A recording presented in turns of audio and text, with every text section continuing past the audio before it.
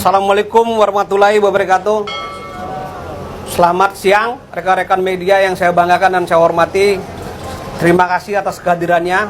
Pada siang hari ini kita akan melaksanakan doorstop konferensi pers yang dilakukan oleh Bapak Jampidum terkait dengan perkara penyerahan tahap 2 FS dan kawan-kawan. Untuk lebih detailnya saya persilakan kepada Bapak Jampidum untuk menyampaikannya. Terima kasih.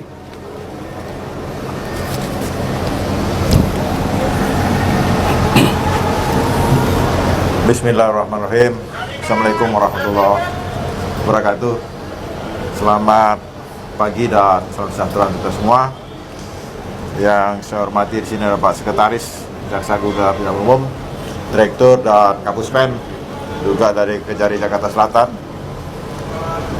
Ada Kepala Biro Umum dan semua yang saya hormati, adik-adik dari media yang saya banggakan. Yang pertama, kita panjatkan puji syukur kepada Allah Subhanahu wa taala, Tuhan yang Maha Kuasa yang memberikan kita hari ini kesehatan sehingga dapat melaksanakan tugas, khususnya pada hari ini berdasarkan ketentuan hukum acara pidana. Jaksa penuntut umum menerima tanggung jawab tersangka dan barang bukti. Tentang barang bukti, kemarin sudah dilakukan verifikasi tentang barang bukti yang akan diserahkan pada hari ini. Verifikasi kemarin dilakukan dan hari ini diserahkan untuk tahap 2. Verifikasi barang bukti dilakukan di Kejaksaan Negeri Jakarta Selatan. Penyidik tim khusus Tim Sus Polri Rabu, tanggal 5 Oktober tahun 2022, tersangka kasus pembunuhan berencana Nofriansyah Joshua Huta Barat atau Brigadir J dan kasus obstruction of justice yang melibatkan Ferdi Sambo dan yang lainnya. Mereka akan dilimpahkan ke Kejaksaan Agung. Wajah para pelaku mereka diperlihatkan di depan awak media dengan menggunakan rompi tahanan berwarna merah milik Kejaksaan Agung.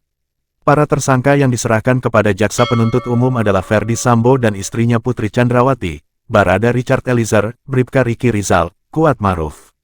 Kelimanya disangkakan diduga melanggar pasal 340 KUHP subsidiar pasal 338 KUHP Jo pasal 55 ayat 1 pertama KUHP Jo pasal 56 pertama KUHP.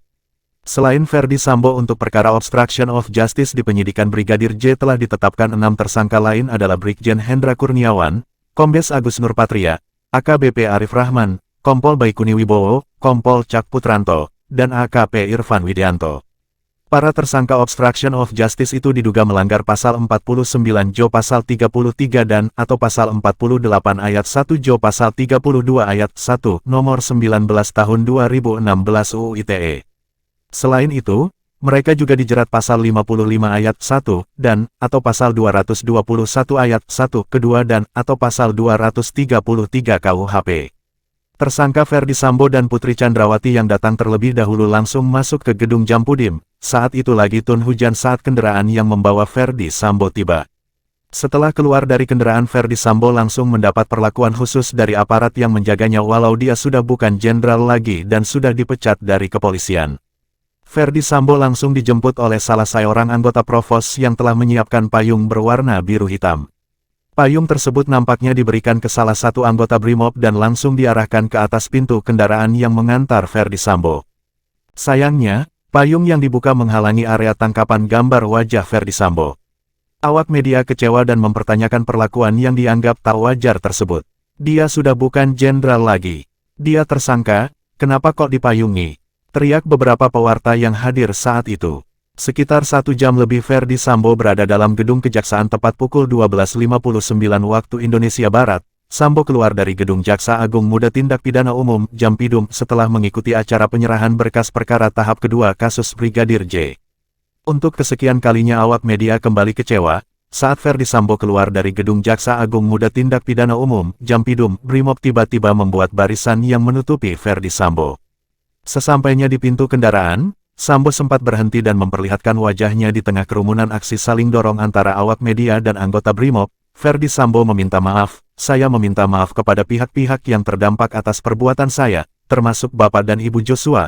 Terima kasih," ungkap Ferdi Sambo.